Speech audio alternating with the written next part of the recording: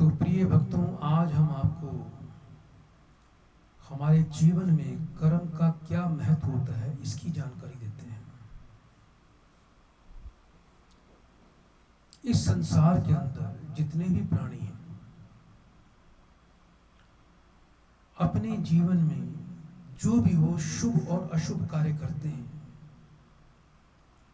उसी के अनुसार व्यक्ति को अपने जीवन में फलों की प्राप्ति होती है। प्रिय भक्तों, कर्म के विषय में आपको एक कथा की जानकारी दी जा रही है कि किस प्रकार से कर्म करने पर मनुष्य का यह लोक और परलोक दोनों ही श्रेष्ठ हो जाते हैं।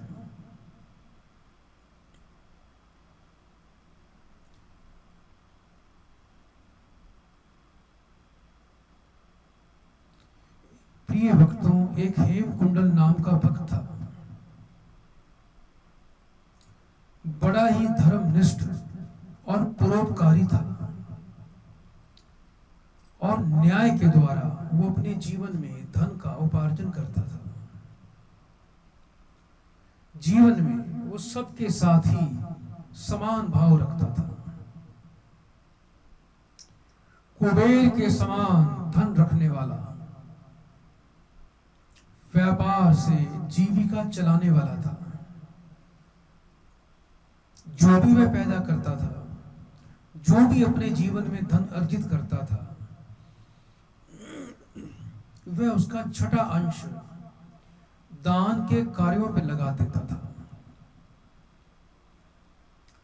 अनेक प्रकार के उसने अपने जीवन में कुएं खुदवा दिए, जगह जगह अनेक प्रकार के सुंदर उसने विश्राम गृह बनवा दिए, धर्मशालाएं बनवाई, वृद्धाश्रम बनवाए, तालाब बनवाए। उसके दो पुत्र थे, एक का नाम था कुंडल और दूसरे का नाम भी कुंडल। कुछ समय व्यतीत हुआ, कुछ समय के पश्चात उस धर्मात्मा का स्वर्गवास हो गया।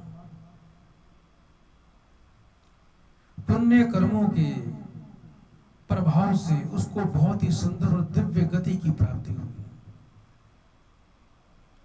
पिता के चले जाने पर दोनों ही पुत्र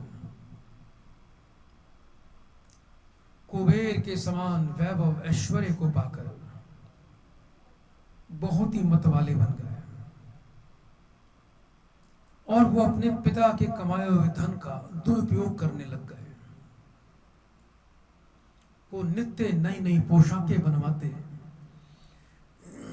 नई नई सवारियां के अवसर ढूंढते और तो और वो अपने कर्मों में इतने गिर गए कि आए दिन वेश्याओं को बुलाकर उनसे नाच गाना करवाते, उन पर धन लुटाते। इसके बाद उन्होंने मदिरा पान भी शुरू कर दिया और वो जुआ भी खेलने लग गए।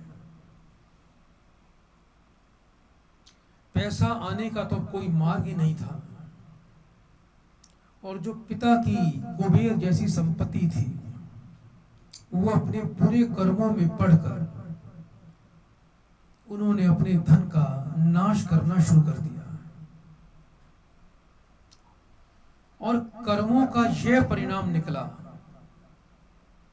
कि एक दिन उनका दुर्मरण हुआ, यानी अधम गति हुई।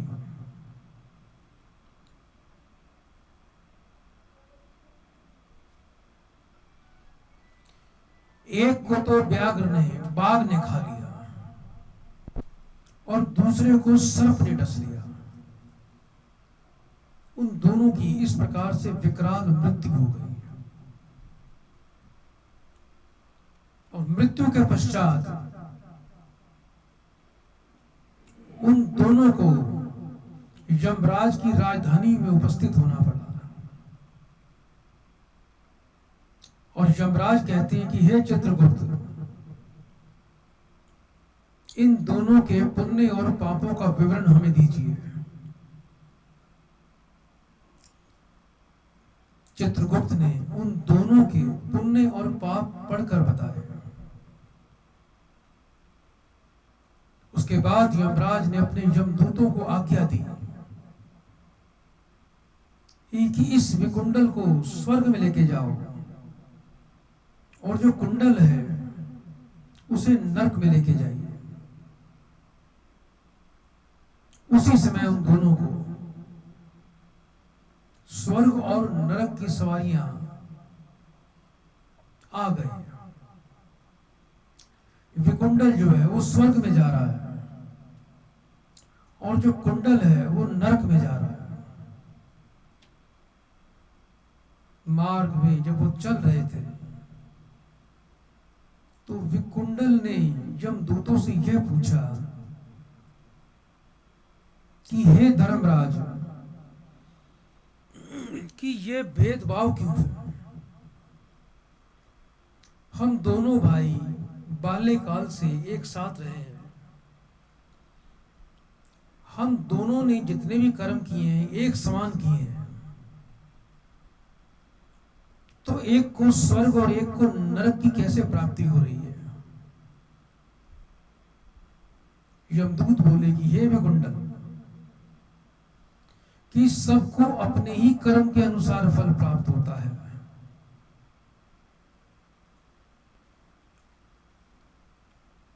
जो स्वर्ग की प्राप्ति हो रही है वो एक पुण्य है जिससे स्वर्ग में आगमन हो रहा है। उसे तुम जानते ही नहीं। यमदूतों ने बताया कि हरि मित्र ब्राह्मण का पुत्र, एक सुमित्र नाम का ब्राह्मण था। वह ब्राह्मण वेद और वेदांतों में पारंगत था। यमुना के दक्षिण तट पर वो वास करता था। उससे तुम्हारी बहुत ही मित्रता थी। तुम्हें अपने मित्र के साथ रहने का 2 माह का अवसर प्राप्त हुआ था। माघ के महीने में अपने मित्र के साथ तुम यमुना जी में स्नान किया करते थे। 2 माह के माघ स्नान के शुभ प्रभाव से तुम स्वर्ग लोक में जा रहे हो। कि हे भाई, हमें अपने जीवन में अच्छे मित्र भी ढूंढने चाहिए। संगति का प्रभाव इतना ज्यादा रहता है कि यदि आप अच्छी संगति करेंगे तो आपका जीवन सुखमय हो जाएगा, सुख तुल्य हो जाएगा, जीवन आनंदमय बन जाएगा, पाप कर्म क्षीण हो जाएंगे। यमदूत बोलते हैं, तुम्हारे भाई का कोई भी ऐसा पुण्य कर्म नहीं था। उसने माघ मास में स्नान नहीं किया, इसलिए उसे नरक की ही प्राप्ति हो रही है। विकुंडल बोलता है कि हे यमदूतों, कि स्वर्ग में जाने के कौन कौन से साधन हैं, कृपया करके हमें बताइए। यमदूत बोलते हैं कि हे भाई, मन और कर्म से और वाणी से कभी भी दूसरों को पीड़ा ना पहुंचाएं। अहिंसा और धर्म से स्वर्ग की प्राप्ति होती है। परोपकार से भी स्वर्ग की प्राप्ति होती है। प्राणियों को अभय दान देने वालों को सभी तीर्थों का पुण्य और फल प्राप्त होता है। गौ और ब्राह्मण की रक्षा करने वाले को स्वर्ग ही प्राप्त होता है। जो व्यक्ति, जो मनुष्य अपने जीवन में वृक्ष रोपण करता है उसे भी स्वर्ग प्राप्त होता है। जो व्यक्ति नित्य तुलसी पूजन करता है जिस घर में तुलसी होती है वहां यम के दूत प्रवेश नहीं कर पाते। जितनी तुलसी की वृद्धि होती है, शाखाएं बढ़ती हैं, उतने हजार वर्षों तक वो प्राणी स्वर्ग में ही वास करता है। जो व्यक्ति तुलसी की माला अपने कंठ पे धारण करता है उसकी वाणी भी पवित्र हो जाती है और उसके शरीर के समस्त पापों का नाश होता है। पुण्य से जितनी प्रभु की प्रशंसा नहीं होती, तुलसी पत्र के पूजन मात्र से प्रसन्नता प्राप्त हो जाती है।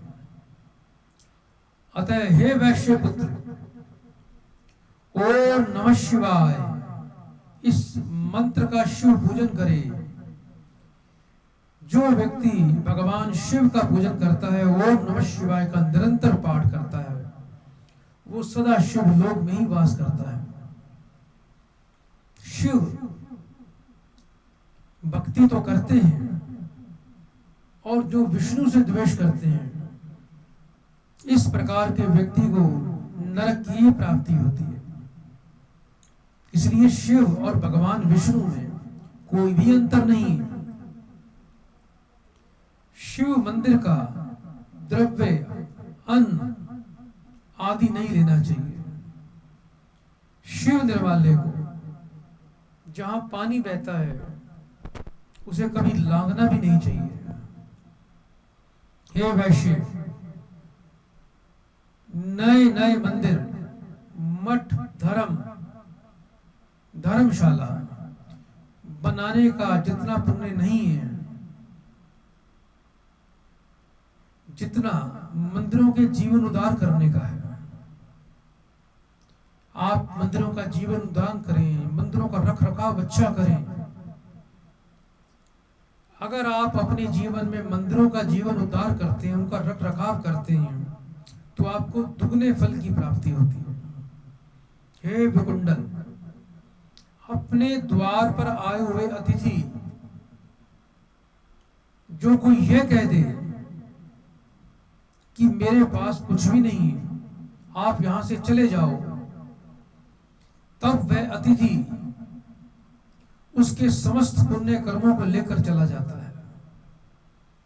जो जीवन में कभी क्रोध नहीं करता, जो सदा क्षमावान है, सभी प्राणियों पर जो दया करता है, जो हर धर्म की रक्षा करता है, जो दूसरे की वस्तुओं को तिल मात्र भी लेना पसंद नहीं करता, ऐसा पुण्य आत्मा पुरुष स्वर्ग लोक की ही प्राप्ति करता है। इस प्रकार से स्वर्ग के बहुत से साधन हैं। विकुंडल को यमदूतों ने सब कुछ बता दिया। यमदूत विकुंडल से कहने लगे कि हे भाई, तुमने अपने पूर्व पुण्य का फल श्री कुंडल को दान कर दो, तो वह भी स्वर्ग में जा सकता है। यमदूतों ने विकुंडल के पूर्व जन्म की बातें बताई, जिसको सुनकर विकुंडल ने बड़े ही प्रसन्नचित होकर अपने पूर्व पुण्य फलों का दान अपने भाई कुंडल को कर दिया, जिससे वह नरक में जाता कुंडल, उसका भी उद्धार हो गया और उसे भी स्वर्ग की ओर उसका मुख मोड़ दिया गया। तो हे भक्तों, इस कथा का अर्थ यही है कि कर्म के अनुरूप ही फल की प्राप्ति होती है। इसलिए आप सदैव अच्छे कर्म करें, जिससे आपका भी कल्याण होगा और आपके परिवार का भी कल्याण हो जाएगा। बोलिए बांके बिहारी लाल की।